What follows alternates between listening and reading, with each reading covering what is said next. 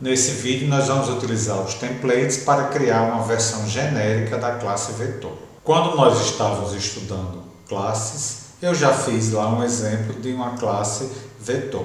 Nós vamos retomar aquele exemplo, acrescentando e modificando algumas coisas para criar uma classe que inicialmente permite apenas o armazenamento de vetores compostos por doubles. Em seguida, utilizando templates, a gente vai generalizar essa classe vetor para poder ser um vetor de qualquer coisa. Um vetor é um array unidimensional de elementos, então, como todo array unidimensional, ele tem um inteiro, que é a dimensão do array, e um ponteiro, que aponta para vários elementos do tipo do qual é composto aquele vetor. Esse é um vetor de double, então ele tem um ponteiro para doubles. Como a classe envolve ponteiros com alocação dinâmica de memória, nós temos as obrigatoriedades. O construtor default, que eu fiz inline, construtor por cópia e por movimento, o destrutor, o operador de atribuição por cópia e por movimento. E temos também um construtor específico que recebe como parâmetro a dimensão, o número de elementos do vetor, que eu coloquei explícito porque ele não é um bom conversor de inteiros para vetores. Como funções de consulta, temos size, que retorna o tamanho do vetor, e et, que retorna o valor do idésimo elemento do vetor. Depois nós temos as funções de alteração do vetor. Set, que muda o idésimo elemento para ele passar a ter um novo valor.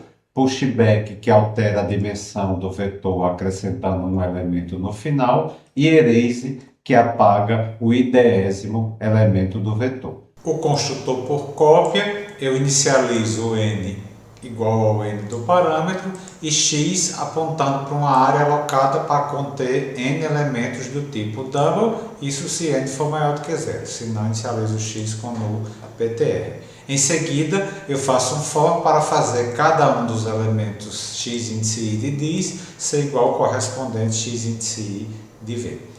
O construtor por movimento, eu estou inicializando n com 0 e x com null ptr e depois permuto, faço um swap entre esses dados membros de dis e os correspondentes em v.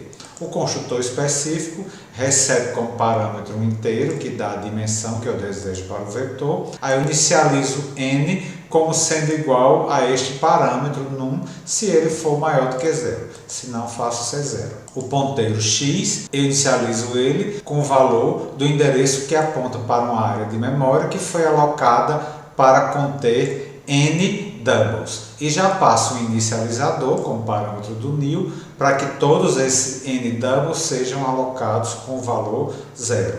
Tudo isso se n for maior do que zero, senão x é inicializado com o valor no ptr. O operador de atribuição por cópia, primeiro testa a autoatribuição, se as dimensões forem diferentes, libera a memória anterior de dis, faz o valor de n de dis ser igual ao n de v, aloca a nova área e em seguida copia todos os elementos de v. O operador de atribuição por movimento, primeiro faz o teste de autoatribuição, deleta a área antiga, faz o n e o x de dis serem nulos, depois permuta os conteúdos e retorna dis. A função de consulta et deve retornar o idésimo elemento. A função em si, a parte importante, é simplesmente retornar x índice id. Antes disso, o que eu faço é checar o índice. O índice id tem de estar entre 0 e n-1. Se ele exceder esses limites, o que eu fiz foi gerar uma exceção do tipo padrão out of range. E a mensagem que eu quero que essa exceção leve é que o et da classe vetor, o índice tal, que é id, está fora da faixa 0 até n-1.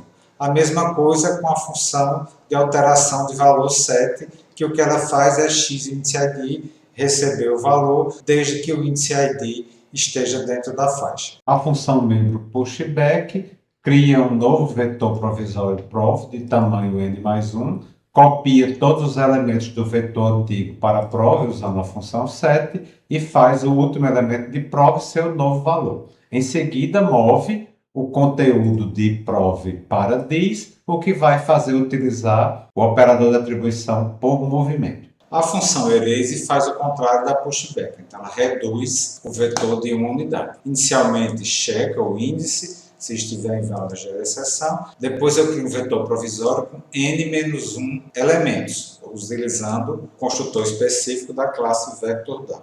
Depois faço i de 0 a n, aí todos os elementos, com exceção daqueles que vai ser excluído, eu copio para o vetor provisório. Em seguida, movo o vetor provisório para this, utilizando o operador de atribuição por movimento. No programa principal, eu crio um objeto Z do tipo vector de double, faço 3 pushback, ele passa a ser um vetor de dimensão 3, depois eu tento alterar o terceiro elemento e tento alterar o quarto elemento, o que deve gerar um erro, o que vai ser capturado por esse catch aqui e vai imprimir a mensagem de erro. Depois, for i de 0 até o size de Z, eu imprimo cada um dos elementos. Vamos ver agora como é que eu poderia generalizar essa classe para ela ser capaz de armazenar vetores não apenas de doubles, mas vetores de uma classe qualquer. A gente vai ver isso utilizando templates. Então eu me criei a minha classe vetor, só que agora ela é um gabarito. Por isso eu precedi da palavra template e o parâmetro tt. Então esse tt é o parâmetro genérico que vai ser substituído pelo parâmetro formal na hora que eu utilizar essa classe. A dimensão do vetor continua presente como inteiro,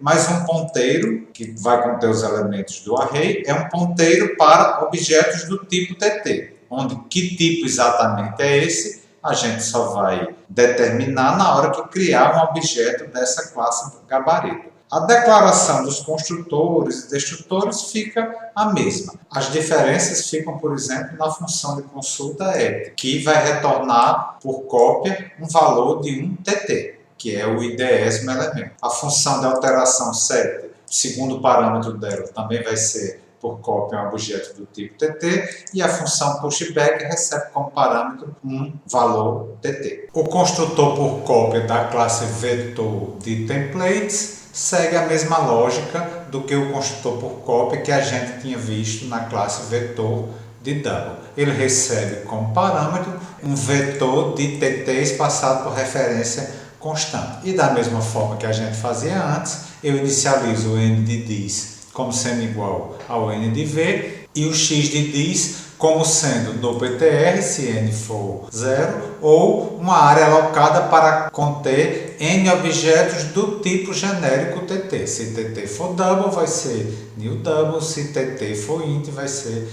new int. Na implementação, a gente faz a mesma coisa que fazia na versão anterior, for i igual a 0 a n, x índice i recebe v.x índice i. Então, esta função template aqui vai funcionar para qualquer classe tt na qual exista o operador de atribuição. Se for, por exemplo, um double, existe. Se você fazer double, recebe o valor de outro double. Se for uma classe que você criou para a qual você sobrecarregou o operador de atribuição, este template também vai funcionar. O construtor por movimento fica idêntico, da mesma forma o construtor específico que recebe como parâmetro a dimensão. O operador de atribuição por cópia fica a mesma coisa, só tem diferença na hora de alocar, porque x vai receber o valor de uma área que aponta para n objetos do tipo tt, e também vai ser feita a cópia, o que precisa do operador de atribuição para a classe tt. O operador de atribuição por movimento não tem praticamente nenhuma alteração.